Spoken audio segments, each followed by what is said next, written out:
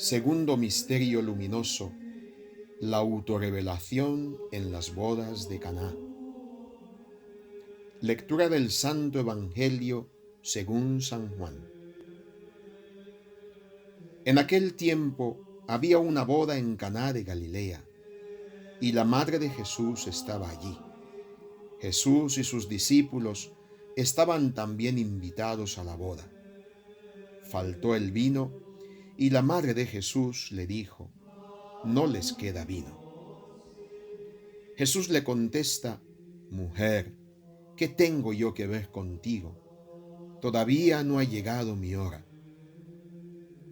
Su madre dijo a los sirvientes: «Hagan lo que él diga». Había allí colocadas 6 tinajas de piedra para las purificaciones de los judíos, de unos 100 litros cada una. Jesús les dijo: «Llenen las tinajas de agua», y las llenaron hasta arriba. Entonces les mandó: «Sáquenlas ahora y llévenselas al mayordomo». Ellos se lo llevaron. El mayordomo probó el agua convertida en vino, sin saber de dónde venía. Los sirvientes sí lo sabían, pues habían sacado el agua, y entonces llamó al novio y le dijo: «Todo el mundo pone primero el vino bueno, y cuando ya están bebidos, el peor. Tú, en cambio, has guardado el vino bueno hasta ahora». Así, en Caná de Galilea, Jesús comenzó sus signos, manifestó su gloria, y sus discípulos creyeron en él. Palabra del Señor.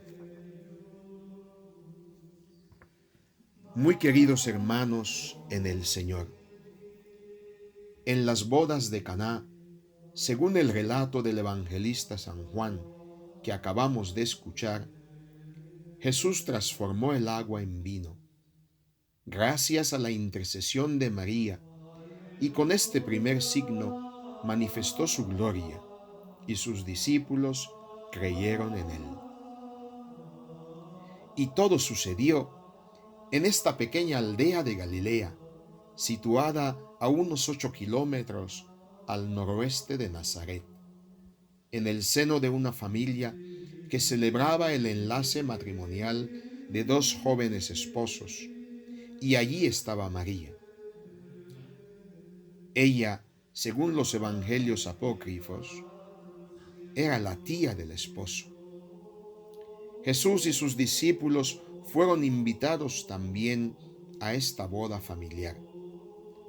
Es probable que toda la aldea estuviera invitada, lo que justificaría en muy buena manera el por qué de repente llegó a faltar el vino. Es extraño que los jóvenes esposos no hayan podido prever esta situación, y es más extraño aún que el mayordomo no se haya dado cuenta, y tenga que ser María, que no deja de ser una invitada más, quien se percate de la tragedia y tenga que acudir a Jesús para pedir ayuda. No les queda vino. ¿Por qué María, que es atenta a todo, al percatarse de la falta de vino, no se lo dijo a los esposos o a una de las mamás de los esposos o directamente al mayordomo, y sí a Jesús? ¿Y por qué Jesús le responde así tan feo a su mamá? «Mujer, ¿qué tengo yo que ver contigo? Todavía no ha llegado mi hora». ¿Qué nos quiere desvelar el evangelista? Después de esta respuesta tan fría y seca de Jesús a su mamá, ella podía haberse rendido o desentenderse completamente. Pero no fue así. María siguió insistiendo: «Hagan lo que él diga». Y en ese instante, Jesús, que podía haberles enviado a la aldea a procurarse más vino, optó por hacer realidad lo que le estaba pidiendo María. Quiero imaginar el cruce de miradas entre Jesús y su mamá y el buen entendimiento entre ambos en relación a lo que estaba a punto de suceder. Estoy convencido, además, que cuando Jesús enseñaba, pidan y se les dará, busquen y encontrarán, llamen y se les abrirá, porque todo el que pide recibe, el que busca encuentra, y al que llama se le abre, tendría presente la extraordinaria y valiente fe de su mamá, capaz de obtener un cambio en la divina voluntad de Dios en relación al tiempo y a la hora en que debía manifestarse el Mesías, con portentos y signos e incluso superiores a los de Moisés.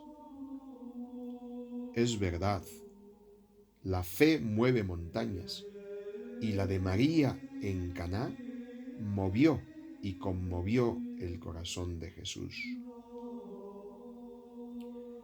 Hermanos, también nos dice San Juan que había allí colocadas 6 tinajas de piedra para las purificaciones de los judíos, de unos 100 litros cada una. Jesús les dijo: llenen las tinajas de agua, sáquenlas ahorita y llévenselas al mayordomo. Y lo que sucedió fue extraordinario. Por intercesión de María y la obediencia de los sirvientes, los 600 litros de agua que estaban en las 6 tinajas se habían convertido en vino, y no en cualquier vino. El mayordomo, que era familiar asignado para organizar el banquete, al probar el vino, se dio cuenta que era mejor que el anterior. Llamó al novio para felicitarle.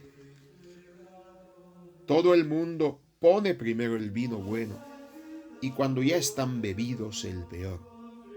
Tú, en cambio, has guardado el vino bueno hasta ahora. Para San Juan, lo que pasó aquí, en este banquete nupcial, va más allá del vino que se agotó. Es una revelación.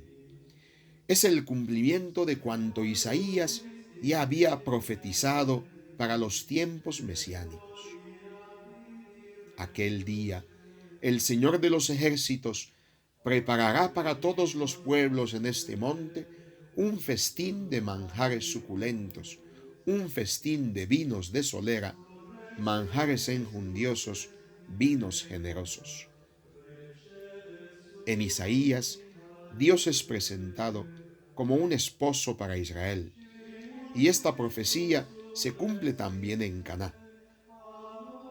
Porque, como se casa joven con doncella, se casará contigo tu edificador, y con gozo de esposo, por su novia, se gozará por ti tu Dios.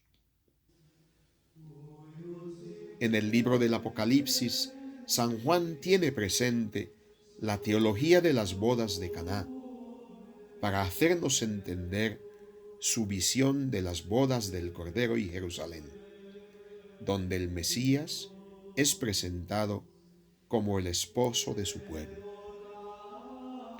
Y por otra parte, que Jesús haya ordenado llenar con aguas las 6 tinajas destinadas a la purificación de los judíos y posteriormente transformarlas en vino, es otra gran revelación sobre quién es Jesús y cuál es su misión en la historia de la salvación. En realidad, las tinajas en las bodas de Caná eran de piedras, lo que implica que no contraían impureza legal y estaban preparadas para la purificación. Y más todavía, esas tinajas estaban vacías, es decir, incapaces por sí solas de dar lo que tenían que dar.